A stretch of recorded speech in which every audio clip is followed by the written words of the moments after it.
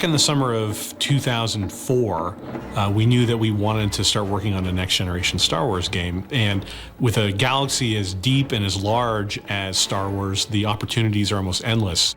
We would go and we would just watch the movies and then get back together and say, okay, what types of characters did we like? What types of things really resonated for us? What are the things that were referenced that haven't been explored yet that we want to explore? So it was actually, we didn't have a shortage of ideas. It was whittling down to the right idea, ranging from a Wookiee freedom fighter.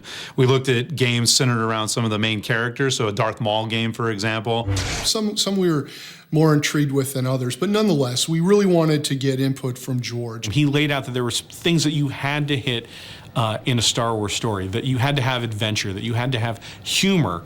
And then we show him the next presentation is this Wookiee game, and he looks at it and he goes, so I just spent 45 minutes talking to you about the importance of drama, and you present me a game concept where the main character doesn't talk? So he wasn't a big fan of the Wookiee game, but he understood what we were going for in terms of a superhero type character in the Star Wars universe. A lot of the early Star Wars concepts revolved around gadgets and tricked out spaceships. But it just got outside the realm of what really felt organic to Star Wars and the brand of Star Wars and the canon.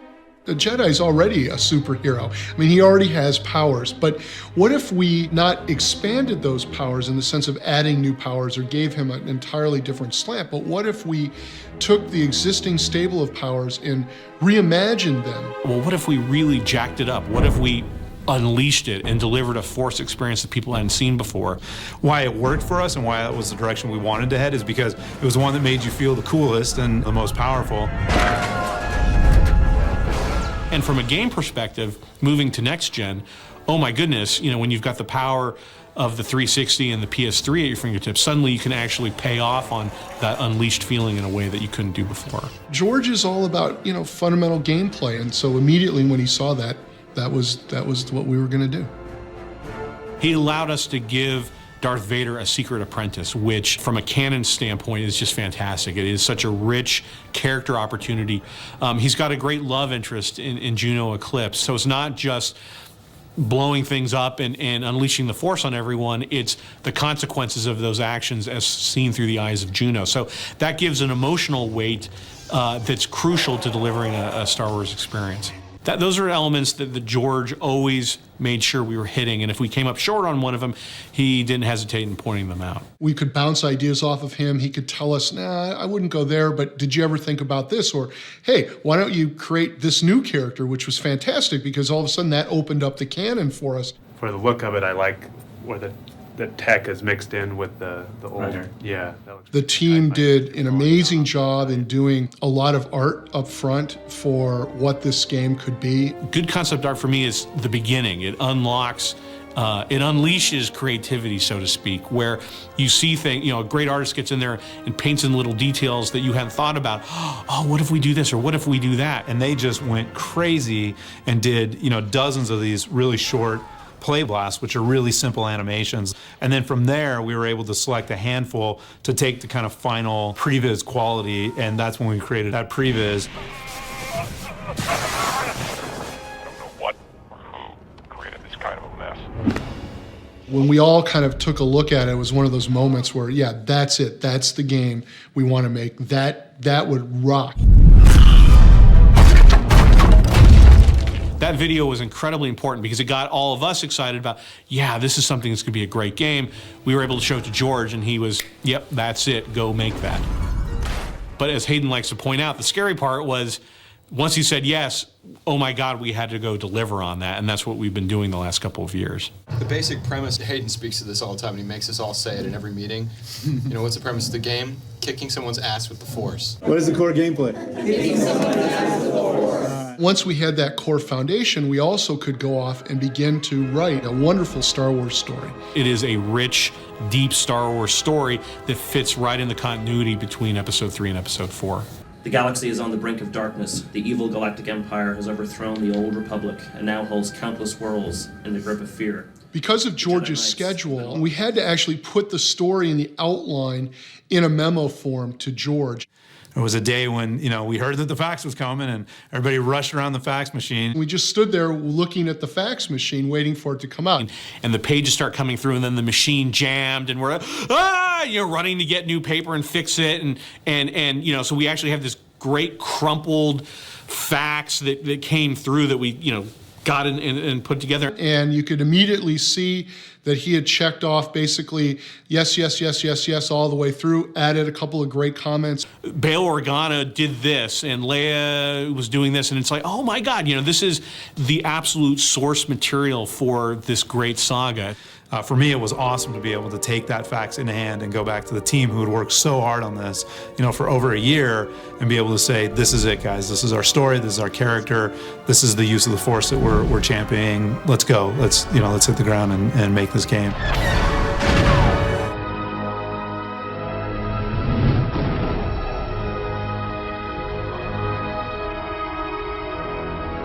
The time between episodes 3 and 4 is an incredibly fertile time, and George encouraged us to develop new characters to tell new stories.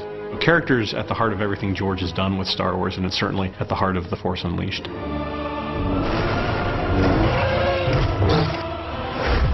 The main character in The Force Unleashed is this character of Darth Vader's secret apprentice.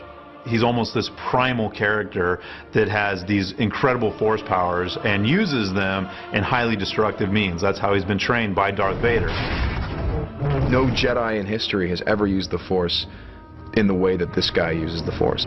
Vader's sort of experimented with this kid to see how far you could take it. And he's taking it to the limit. He's taking it as far as it can go. He's a Force wrecking ball. He's unstoppable. George was very big on make sure you have a love interest, make sure you have a Jedi mentor, make sure you have a comic sidekick. Hayden worked really hard in coming up with new and unique characters that also fit very familiar archetypes within the Star Wars universe. The cast for Star Wars The Force Unleashed is composed of what we call the Big Five. There's the Secret Apprentice, and that's the character you play in the game. You will never convince me to betray my master. Then there's Juno Eclipse, who's the love interest, and she's a very proper Imperial pilot who ferries the apprentice around the galaxy. My orders are clear: to keep your ship running and to take you wherever your missions require. There's General Coda, who is a hard-boiled Jedi Master that kind of develops a relationship with the apprentice and becomes the apprentice's kind of new mentor figure. Months of attacking Imperial targets, and Vader sent a boy to fight me. There's Proxy, who's the droid's sidekick, and he brings some comedy to the story. And then, of course, there's Darth Vader, who is the apprentice's master, and it's his plot and his schemes that are propelling a lot of the story forward.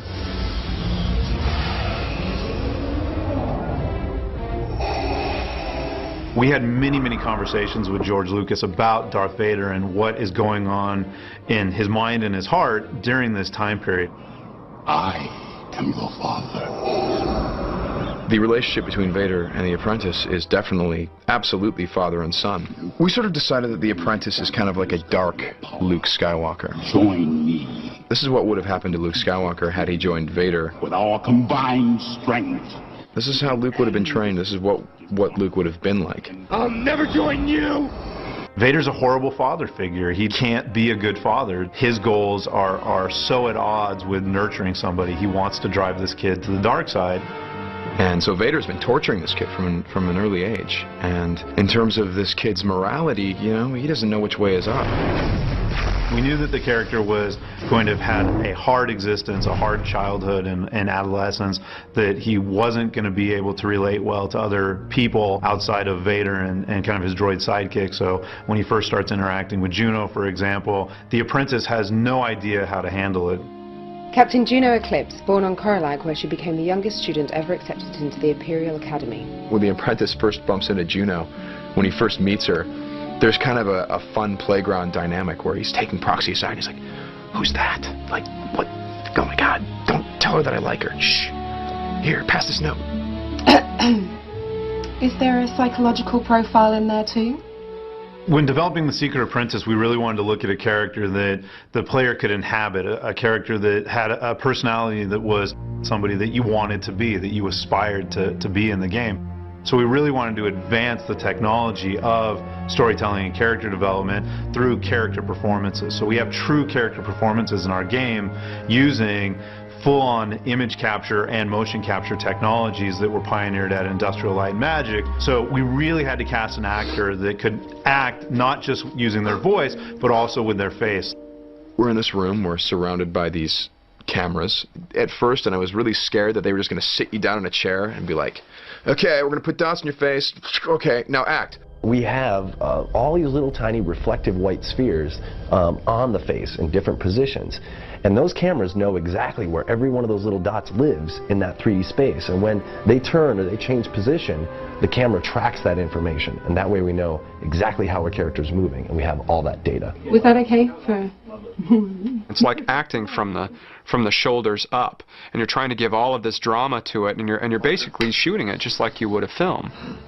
One of the many things that really sets us apart is our collaboration with ILM. ILM has a suite of tools and technologies that they call the Clone Cam, which enable them to capture 3D data at a fidelity higher than anyone else. We're leveraging that expertise, we're actually using those tools, we're using that facility to generate all this data. And when we have that, the quality bar goes through the roof. There are things that we've never really seen before in a game from kind of a character performance standpoint, and I think that's just going to draw players in. The only note from that scene was what is your bidding, my master, is just we talked about this last time, so just putting a little more venom on that. On my master? Yeah, on the my master part. What we tried to do is tell a story that helps close some of those gaps between episodes 3 and 4. Particularly with The Force Unleashed, the character arc is incredibly strong because the theme of The Force Unleashed is redemption. And in fact, the place that they end up makes these characters so pivotal in the Star Wars saga that once you place these characters between the first trilogy and the second trilogy, you can't imagine Star Wars ever again without them.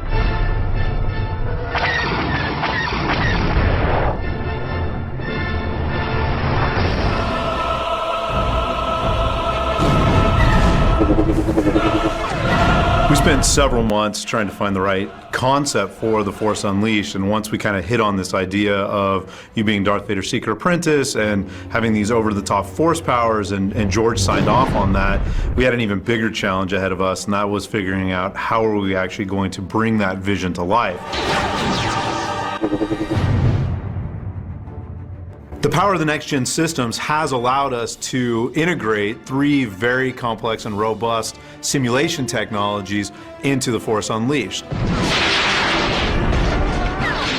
Havoc is a technology that we used for our underlying physics system. It's a very robust physics engine that allows us to move a great number of objects on the screen at any given time. That's one part of the 3 different physics simulations that we're bringing to bear on The Force Unleashed.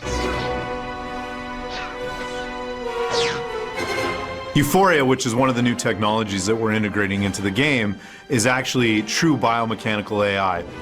Euphoria is the tech that enables us to take an animated character, and when something unexpected happens or when they're being picked up into the air, they actually can reach for things, and it's second nature to the character. They have a sense of self-preservation, a sense of awareness, and what that does for the player is it ensures that no 2 reactions are ever the same. If you're using the Force to grab a crate and you want to slam it into a Stormtrooper's face, for instance, what's he going to do? Well, he has Euphoria, which is behavioral AI. So he could duck the crate, he could dive out of the way of the crate, he might even grab onto the crate. You never know how they're going to react, you just know that they are going to react. The other new technology that we've integrated into The Force Unleashed is digital molecular matter, or DMM.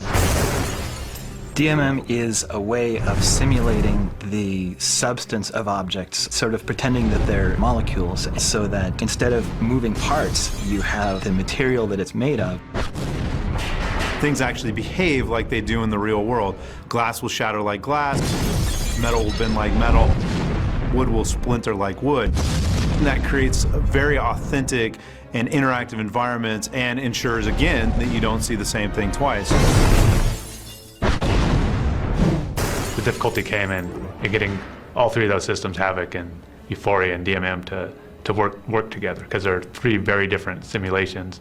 Even though it was difficult, it was really important for us to focus on simulation-based gameplay, because we really feel that that does offer, you know, kind of new and unique experiences for the player. Simulation-based gameplay is essentially unpredictable. You don't know exactly what's going to happen. You start getting in this situation where you're losing a little bit of the control, and you don't exactly know how it's going to play out. Just to give you an example of how complex this gets, if I take a crate and I throw it into another crate, Havoc kind of tells the game everything it needs to know about that crate. Its mass, its size, when I throw it, the velocity that it's traveling at.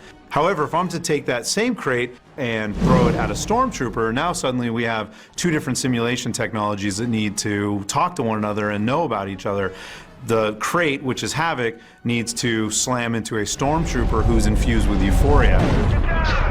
And now that character with Euphoria needs to know how fast that crate was moving, what direction it was coming, the velocity, the size of the crate, the weight of the crate, all the different things that kind of a normal physics simulation would need to know.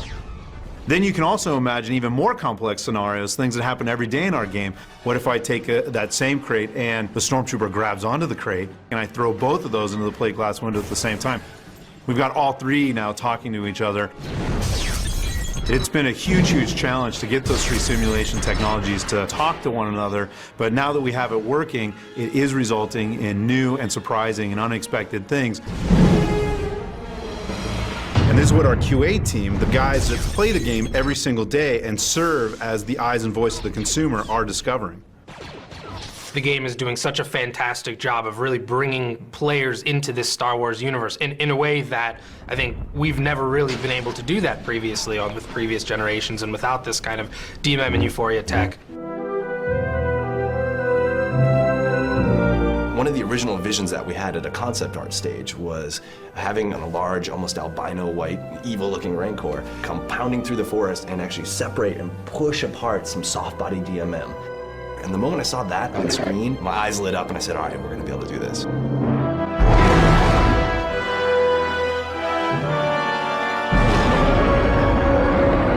We're at a point right now where all these kind of pieces of the game are coming together, and it is creating this really kind of cohesive, authentic Star Wars experience. When the player steps into that world, this is going to be the first time that they stop and go, oh, I'm in Star Wars. I think there's just a ton of moments in this game where you kind of play and you get this really full kind of idea of what the Force is. The way the game is set up, the way we're integrating those technologies, you're not playing something you've played before. You're literally playing something that has not been in a game before. So it's a lot of fun to explore that. I think that when you finally pick up the controller and you're actually immersed in this game, you're going to feel like you are in the Star Wars galaxy, that you are inhabiting this character of Darth Vader's secret apprentice. And that's an end result of us bringing together all these technologies and all the hard work of so many different team members and so many different disciplines.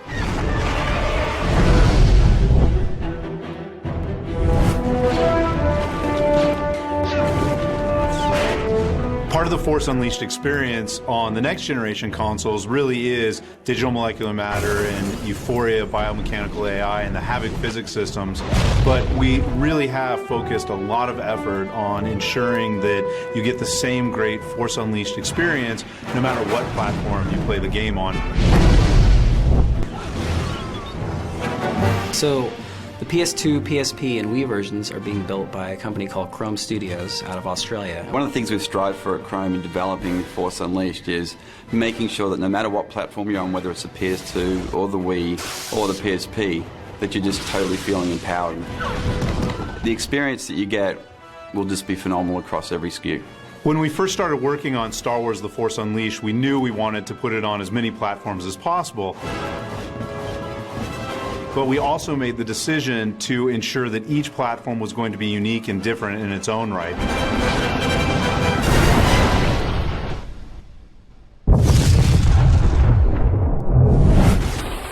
On the Wii, we have the very visceral experience of wielding a lightsaber using the Wiimote and your force powers using the nunchuck. You know, you swing the Wiimote and it responds to your swings. You're able to stab, uppercut. People go flying in every direction. It's exciting. It is the most connected to the Force. You are feeling like you're doing these things because you have to physically get up and move.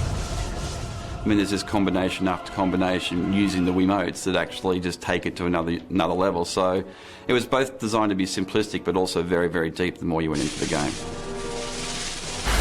In dual mode, we have 9 different arenas and 27 different characters. Some that are from TFU, some that are from the prequels, some that are from the expanded Star Wars universe. So there's plenty of characters to choose from. You have power-ups and you have all these abilities. I think players really will feel unleashed in the Wii version of the game because of the control scheme. It feels like you're really engaged and connected to this apprentice character through all the motions that you're doing.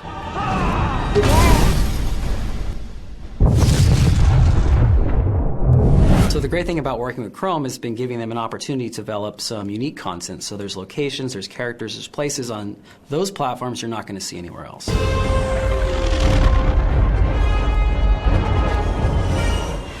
One of the things I'm most excited about on the PS2 version of the game is the original content. You're able to actually go to the Jedi Temple, which is in ruins, and participate in the Jedi Trials, which are kind of metaphysical challenges. You will need all of your skill to survive. So the apprentice will go there and will confront spirits of long-dead Jedi, and I think Chrome has done an absolutely amazing job designing some very cool Sith enemies that you can actually fight. 1,000 Jedi died cursing Darth Vader.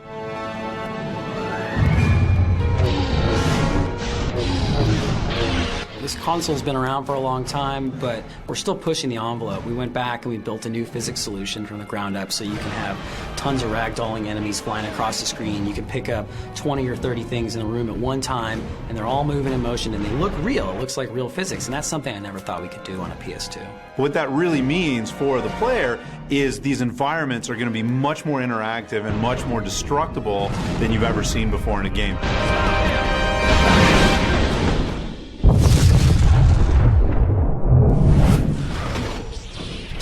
Early on, we knew we wanted to do a PSP version of the game, but we wanted a mode that players could just kind of pick up and play that really would harken back to all of the films and give, the PSP owner something special and unique and new. So we came up with this idea of historical missions. The historic missions are something that actually Lucasfilm gave us the great privilege of doing, where we get to actually relive 5 of the classic moments from the 6 movies. So you might be Luke Skywalker and Vader battling on Cloud City. But rather than just having the powers that we saw in the film, you actually have all these unleashed powers. You have repulse, you have lightning, you have a really supercharged force push. And it's being fought in a very destructive environment. There's no limit of power you're going to feel coming from the PSP. When you cast lightning, you're going to hear that fizzle, you're going to see that zap. We really were able to take a PS2 quality experience and put it onto the PSP.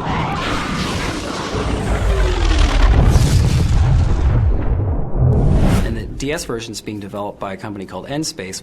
And they've really brought something special to the table with our control mechanics and this kind of really easy combo system. The touchscreen interface that we came up with, collaborating with N-Space, I think really helps bring the experience closer to the player's hands. Anybody should be able to just pick up the DS and, using the stylus, be able to chain together lightsaber attacks and combine those with force powers so that literally being unleashed is only a flick of the wrist away. So you jump right into it, and before you know it, you're using force powers that you've never seen in the movies that are just doing incredible amounts of damage. We have a couple different multiplayer modes, more of a standard deathmatch on the DS. We also have more of a duel-based multiplayer mode where it's sort of there's a back and forth and a sway meter, and whoever gains the advantage kind of unleashes themselves, and it's really a lot of stuff in one small package. I think everyone's going to be really happy with what they see, no matter what platform they play, because we really have delivered on kicking ass with the Force and immersing people in these great locations and this really awesome story, and doing it in a fun way that they can really get into. You're going to feel powerful right off the bat, and that's, kind of at the core, that's what TFU is about, to feel like the most powerful Jedi or the most powerful Force wielder of all time. Each platform is delivering the same great story. Each platform is delivering an unleashed experience. They all do it very differently, but they manage to make you feel like Darth Vader's secret apprentice who's on this epic journey.